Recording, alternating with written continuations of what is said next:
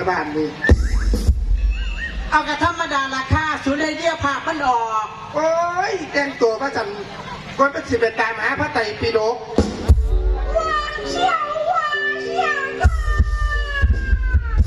เอ้าแต่อย่างมันเบิดงานหิวเร็วมึงสิมันเปลี่ยนขยักอีหยังอยู่นี่กว่าเล็กสาบกระเต้นก็มึงลองกูกระเต้นก็ลองเพลงอีกก็บ่ลองของกับบรรยากาศหนาวเอื้อยเย็นเฉยเอาเพลงไหนจะสิเขากับบรรยากาศค่ะ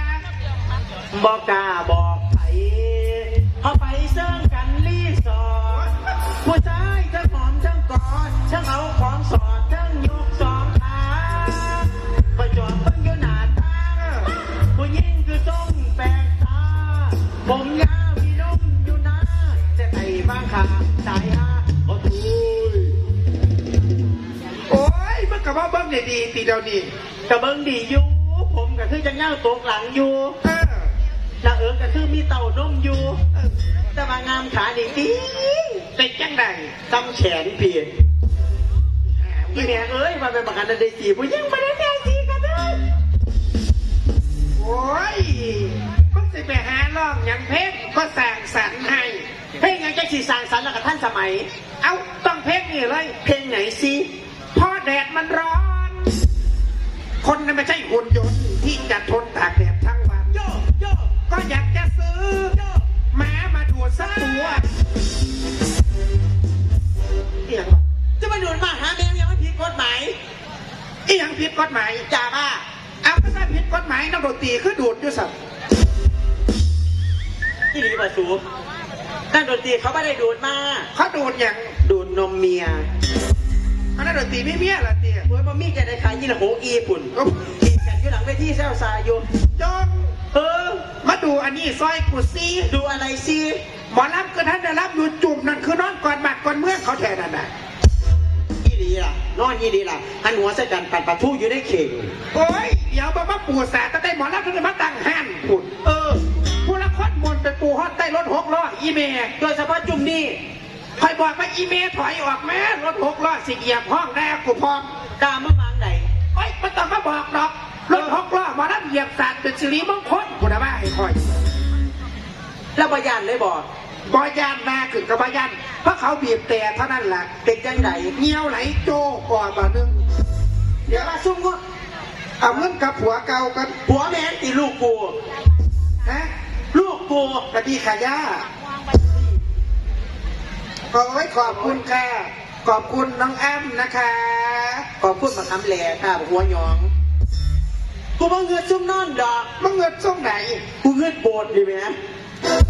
ไปเงินหยังมึงไปเงินเฮ็ดหยังโบดมาดิจังไหนจะมาขวางมึงเบิ้งมาล้ำลางงานอยู่จังสี่เฮ็ดจังไหนดีเอาจังสี่สักการพี่น้องสุขุสุขคนลุกขึ้นพร้อมกันเดี๋ยวนี้ค่ะบอกเพื่อนลูกเฮ็ดหยังย้ายโบดออกไปไว้นอกกัดสะกอนแหมมึงตื่นแพ้มาโบดมันเป็นความดูดีอยู่แล้วตีไปบอกผู้เพิ่นแจ้งสร้างมันเป็นยังเอาเป็นยังไล่กูน่ะเร็วมือนี่อีกกว่าเขาบอกให้ว่ามึงไปล่อสร้างมึงกับแมนตัวเอากูกะได้สร้างตัวได้น้อยเล่นหุ่นละหูบนะหมุนไปหุ่นละหูบออกจากหัวสร้างโค้งเส้นหากูบ้านนี่เอากูไม่เห็นกูแล้วกูจะได้แบบกูว่าเดี๋ยวไม่ยังดีผู้ใดมายืนอยู่แข่งเวทีมันหลายๆน่ะผัวกูใส่ผัวมึงนำทีมโดยเสื้อแดงพระเอกหนุ่มมาดเข้มเจมมาทิพย์ดีบอกผัวมึงน่ะที่สุดค่ะฝากบอกผัวมึงเองว่าซักส่งให้เด้ออีหามึงก็เป็นส่งดำมันเป็นไล่พังทหารเขาไล่พังที่เขาลบไปยังไรนี่หมอลำก็ท่านได้รับอยู่ก็ซื้อลบไปขอเขาไว้แทนก็เป็นหมอลำขอเขาได้ดิลงไปบอกบุญพ่อแม่พี่น้องบ้านซอยท่าของข้าวทำบุญน้ำกันร่วมกันพุทธหาบาท10 บาทตามกับรัศรัทธามีหน่อยท่านหน่อยมีหลายท่านหลายทำบุญน้ำกันใส่กับพูดได้พี่น้องเด้อโอ้ยมื่อสิเบ้าอย่างแง่วแท้เบ้าสัตว์พี่น้องกับหุ่นแจ๊กบางไหนลงไปเทร่วมก็ได้ตามเยี่ยนี่มาแล้วค่ะไม่อยากเล่นเอาไปได้นั่นแหละสุดท้ายมู่แบบนี้เล่นจึงไปว่าเป็นอย่างดอกแก้เบ้าหยอกพี่น้องน้องหานกูกับคนน้องหานนี่แหละและหยอกเพลินเอาเมื่อกับคนน้องหานนี่ดีกูคนอำเภอน้องหานตั้งแต่กำเนิดค่ะกูจักฮอดของดีอำเภอน้องหานอำเภอน้องหานมีทะเลบัวแดงบ่แมนค่ะศาลเจ้าแม่นางไอบ่ใช่ค่ะ ชิริพรอภัยพงศ์ บ่แม่นค่ะ ไม่หยังสั่น ความเบียร์พ่อน้องหาน ตั้งด่านดู เดี๋ยว แม่ง อันนี้กูก็เห็นด้วย เห็นด้วยมา โดยเฉพาะยุซี่แยกเลี้ยวซ้ายมาทั้งสิเขาอุดรธานีหลังคา ขึ้นโน่นไปนั่นบัดนี้ขอแฝก น้อง เนี่ย นั่นนี่ยังนี่น่ะ ขอแฝกเนี่ยขอแฝก ปากอะไร ขอแฝกผู้รับเหมาเฮ็ดแท้งสิเขาไปน้องหานนี่ เอาทำไม การูแลหาคนไปโบกพร่องด้วย เอาเกี่ยวยังกระโบกพร่อง แอลมือนี่จะปล่อยรถเล็กได้ไปเล็กได้เกิดไม่กูตามก็รถ10 ล้อตัวมือนี่ โอ้ยมันก็ธรรมดาละค่ะกรมทางหลวงชนบทนะคะเขาก็ได้ปรับปรุงพัฒนาอยู่เดี๋ยวนี้ค่ะเพราะฉะนั้นแล้วพ่อพี่น้องคมนาคมระมัดระวังด้วยนะคะ เบื้องซ้ายเบื้องขวาดีๆนะคะขับรถจะต้องมีสติเมาก็อย่าขับนะคะ จน ทำไม เพิ่นขอเพลงปลายฟ้าน้ำกู ร้องไอ้เพิ่น ขั้นกูร้องได้กูสิมาเล่นตลกหาเมียมึงแห ที่จะตั้งบ่มาเดียว กูแล้วกระทานนกพวกสะกอนไปแล้วร้องไปแป้กูร้องได้แต่ปลายค่อยเท่าแล้ว ให้อยู่มึงลองไปคอยกูข้างก็นั่นเย็น เนี่ยง ไปตีน จะเป็นตำค่ะแต่พี่น้องจะทับบุญกับพระเอกคนใดโบกมือขวักมือเรียกนะพี่น้องเด้อแต่ว่าขอแหมนะขอแหม ห้ามหยัง แหมจกแหมพระเอกนะคะอากาศหนาวจะสีไว้สู่มือดีก็จะหนีแอลแป๊กกับแม่ แปลจังไหน ยืมเงินแดงว้า แต่ยังได้คนกับเซลยังมีปัญหาหนายืมเงินรถเทียก็ได้พอกูไปยี่ห้านี่ แอลเอ้ยสร้อยข่อยนี่เดี๋ยวนี้ข่อยหนีไล่บ้านเขาสิมาเอาเงินน้ำข่อยมือนี่ มีปัญหาอีหยังเปียจะไปยืมดีนอกระบบก็ไปยืมในระบบ แอลบ่มีเงินปันสล็อตแล้วยืมมาเล่นซื้อๆนี่แหละ ย่าไปยืมดีไล่บ้านเขาจะน้ำคายืมในระบบ ยืมได้ระบบมองใด พี่น้องซอยผ้ายืมเหมือนสุกคน ตรงไหนคะ ทกสขอเสียงคนไปที่ทกสดังๆหน่อยค่ะนั่น มึงอย่าแวว ทำไม แต่ต้องกัดสอนอยู่อ่ะเพราะเพชรบ้านกูมืออื่นกูจะไปเผาถิ่มมืออื่นนี่ ที่ไปเผาไว้ในหยัง เอาเกิดแม่กูก็เห็นซื้อพ่อกูได้เท่ากับสอนโดยจะเป็นญาติพี่น้องฝ่ายใดกับเพิ่น ไปก็มีแต่ซื้อพอของปู่พี่หอดย่ายหอดพ่อใหญ่หอดพ่อลุงคุณ ขอแฝกอีกจังหนึ่งนะพี่น้องขอแฝก ปากว่า ห้องน้ำกรุณาไปเข่าแฟงนี่ห้องน้ำกรุณาไปเข่าที่เป็นห้องน้ำแยกไปเยี่ยวขางเต้นหมอรับไปเด็ดขาด เป็นหยังคือสิเป็นเงาว่าใด ไม่ได้อันนึงไปกองก้นเยี่ยวดูขางเต้นกูเปิดเต้นขึ้นแดกขาวมือรถอีแห่มึง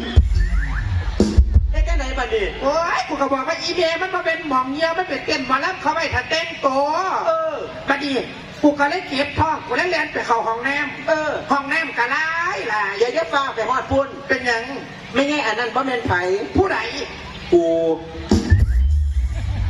อีผีกีกับหมามึงก็ต้องไปเยี่ยวหาสัตว์แตกจะอยู่ขางเต้น ห้องน้ำยุพุ่นไก่กระดอกคายุคางโบดพุ่นเลื่อยโบดไปอีกเดียวใช่ไปพุ่น นั่นแหละกูเจ็บท้องกูเล่นไปเข้าห้องน้ำทุกคนละอีแฮมึงเอ้ยห้องแรกเลิศเลย เป็นจังไหนสิ ก็มีก่อน เอาก็มีก่อนกับสีใหญ่นะใหญ่ไปของอื่นกันเลยตัว กูเลยแลนไปห้องที่สองมีก่อน ห้องที่สองมีก่อน ก็มีข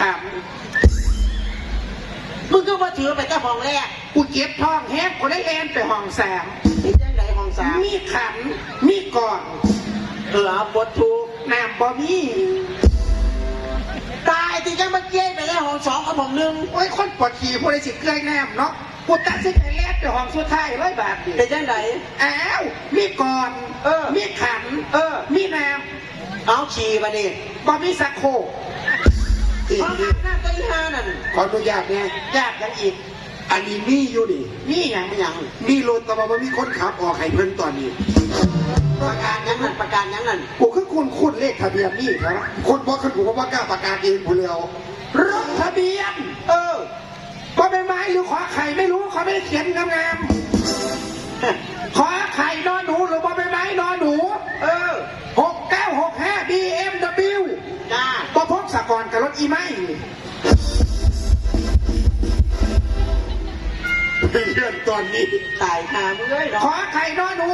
6965 BMW ไปขยับรถด่วน จะจอดตั้งนาน มันจะฝากย่างนึงมาดิ แปลกยัง ผู้ว่าจะขอสีแม่ตะเว้นไปจอดได้หาสแตกยังมาเหนียว วงเล็บ ทำไม รถหัวหน้าไว้ เงินกูไปได้เพราะไหนมึงเฉลยก็ค่าตัว จะสิได้บ่ได้แล้ว BM เลย ซอยคะแนนยัยซอยคะแนนพอมีเงินใส่หนีไรบ้าง เอาจังซี่ซะ เอาจังไหน กูสิพาต้มคน เมียมึงตีผ้าแม่